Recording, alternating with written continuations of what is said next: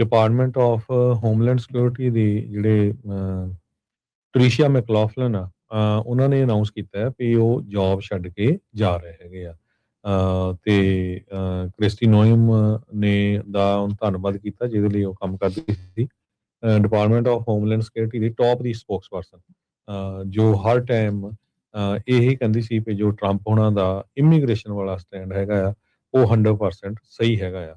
ਸੋ administration ਦਾ hard line immigration agenda ਉਹ ਜਿਹੜਾ ਜਦੋਂ ਵੀ ਪ੍ਰੈਸ ਕਾਨਫਰੰਸ ਕਰਦੀ ਸੀ ਉਸ ਟਾਈਮ ਦੇ ਉੱਤੇ ਕਰਦੀ ਸੀ। ਸੋ 1 ਸਾਲ ਤੋਂ ਵੱਧ ਦਾ ਸਮਾਂ ਆਫਿਸ ਦੇ ਵਿੱਚ ਰਹੀ ਆ। ਕਹਿੰਦੇ ਵੀ ਐਕਚੁਅਲੀ ਦਸੰਬਰ ਦੇ ਵਿੱਚ ਜੋ ਮੈਕਲੌਫਲਿਨ ਆ ਉਹਨਾਂ ਨੇ ਸੋਚ ਲਿਆ ਸੀ ਵੀ ਮੈਂ ਰਿਜ਼ਾਈਨ ਕਰ ਦੇਣਾ ਹੈ, ਪਰ ਜਦੋਂ ਮਿਨੇਆਪੋਲਿਸ ਦੇ ਵਿੱਚ 2 ਜਾਣਿਆਂ ਦੀ ਰੇਨੇ ਗੁੱਡ ਤੇ ਐਲੈਕਸ ਪ੍ਰੈਟੀ ਦੀ ਮੌਤ ਹੋਈ ਆ, ਉਹਦੋਂ ਬਾਅਦ ਫਿਰ ਉਹ ਥੋੜਾ ਸਮਾਂ ਹੋਰ ਲੰਘਾ ਗਈ। ਸੋ ਮੈਕਲੌਫਲਿਨ ਨੇ ਆਪਣੇ ਕਲੀਗਸ ਨੂੰ ਇਹ ਦੱਸਿਆ ਵੀ ਉਹ ਛੱਡ ਕੇ ਜਾ ਰਹੀ ਹੈਗੀ ਆ। ਤੇ ਮੈਕਲੌਫਲਿਨ ਦਾ ਡਿਸੀਜਨ ਜਿਹੜਾ ਆ ਉਹਨੇ ਐਕਸ ਦੇ ਉੱਤੇ ਵੀ ਜਿਹੜਾ ਆ ਅੱਜ ਪਾਇਆ ਹੈਗਾ।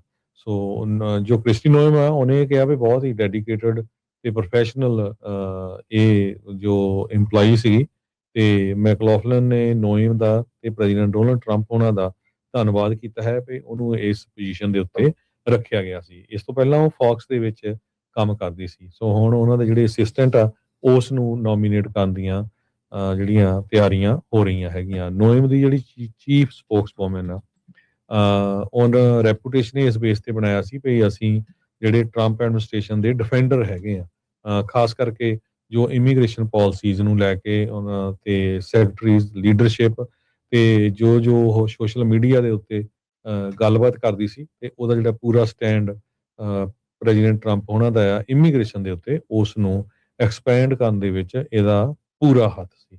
ਬਲਕਿ ਮੈਕਲੌਫਲਿਨ ਨੇ ਤਾਂ ਇੱਕ ਟਾਈਮ ਤੱਕ ਜਦੋਂ ਰੇਨੇ ਗੁੱਡ ਦੀ ਮੌਤ ਹੋਈ ਇਹ ਕਹਿਤਾ ਸੀ ਵੀ ਐਕਟ ਆਫ ਡੋਮੈਸਟਿਕ ਟੈਰਰਿਜ਼ਮ ਹੈਗਾ, ਜਦੋਂ ਇਮੀਗ੍ਰੇਸ਼ਨ ਆਫੀਸਰਸ ਨੇ ਉਹਨੂੰ ਗੋਲੀਆਂ ਮਾਰ ਕੇ ਮਾਰ ਦਿੱਤਾ ਸੀਗਾ। ਬਾਅਦ ਦੇ ਵਿੱਚ ਉਹਨੂੰ ਪਤਾ ਚੱਲਿਆ ਵੀ ਨਹੀਂ, ਇਹ ਗੱਲ ਟੋਟਲੀ ਜਿਹੜੀ ਆ ਡਿਫਰੈਂਟ ਸੀਗੀ, ਪਰ ਉਹਦੀ ਸਾਨੂੰ ਪਤਾ ਹੀ ਆ ਵੀ ਟਰੰਪ ਐਡਮਿਨਿਸਟ੍ਰੇਸ਼ਨ ਨੇ ਉਹਦੇ ਬਾਰੇ ਬਾਅਦ 'ਚ ਕੁਛ ਨਹੀਂ ਕਿਹਾ।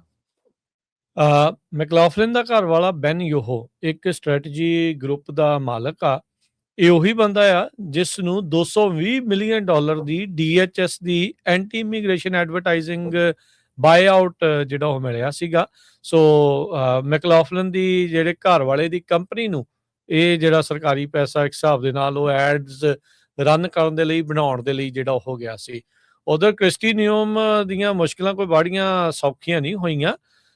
ਕ੍ਰਿਸਟੀ ਨਿਓਮ ਦਾ ਅਫੇਅਰ ਦਾ ਰੌਲਾ ਜਿਹੜਾ ਇਸ ਟਾਈਮ ਪੈ ਰਿਹਾ ਆ, ਉਹਦੇ ਆਪਣੇ ਹੀ ਟੌਪ ਦੇ ਏਡ ਕੋਰੀ ਲੈਵਨਡੋਵਸਕੀ ਦੇ ਜਿਹੜੇ ਉਹ ਨਾਲ ਇੱਕ ਵਾਰੀ ਸ਼ਾਲ ਭੁੱਲ ਗਏ ਸੀਗੇ ਨੇਵੀ ਦਾ ਜਿਹੜਾ ਕੋਈ ਪਾਇਲਟ, ਤਾਂ ਉਹਨੂੰ ਫਾਇਰ ਕਰਤਾ ਸੀਗਾ ਇਸ ਕੋਰੀ ਲੈਵਨਡੋਵਸਕੀ ਨੇ। ਸੋ ਹੁਣ ਟਰੰਪ ਉਹਨਾਂ ਨੂੰ ਵੀ ਇਸ ਦੇ ਬਾਬਤ ਕ੍ਰਿਸਟੀ ਨਿਓਮ ਤੇ ਉਸਦੇ ਹੇਠਾਂ ਕੰਮ ਕਰਨ ਵਾਲੇ ਜਿਹੜੇ ਆ ਕੋਰੀ ਉਸਦੇ ਬਾਰੇ ਜਿਹੜੇ ਸਵਾਲ ਆ ਉਹ ਕਿਤੇ ਜਿਹੜੇ ਹੋ ਗਏ ਹੈਗੇ ਆ। ਸੋ ਦੇਖੋ ਕੀ ਬਣਦਾ ਆ। DHS ਜਿਹੜੀ ਇਸ ਟਾਈਮ ਫੰਡਿੰਗ ਵੀ ਜਿਹੜੀ ਹਰਜੋਤ ਸਿੰਘ ਜੀ ਰੁਕੀ ਹੋਈ ਆ, ਕਿਉਂਕਿ ਦੋਨਾਂ ਪਾਰਟੀਜ਼ ਦੇ ਵਿੱਚ ਸਮਝੌਤਾ ਨਹੀਂ ਹੋਇਆ ਇਸ ਨੂੰ ਫੰਡ ਕਰਨ ਨੂੰ ਜਿਹੜਾ ਉਹ ਲੈ ਕੇ, ਤੇ ਉਧਰ ਆਪਸ ਦੇ ਵਿੱਚ ਇਹ ਰੌਲਾ ਰੱਪਾ ਜਿਹੜਾ ਇਹਨਾਂ ਦਾ ਇਹ ਚੱਲ ਰਿਹਾ।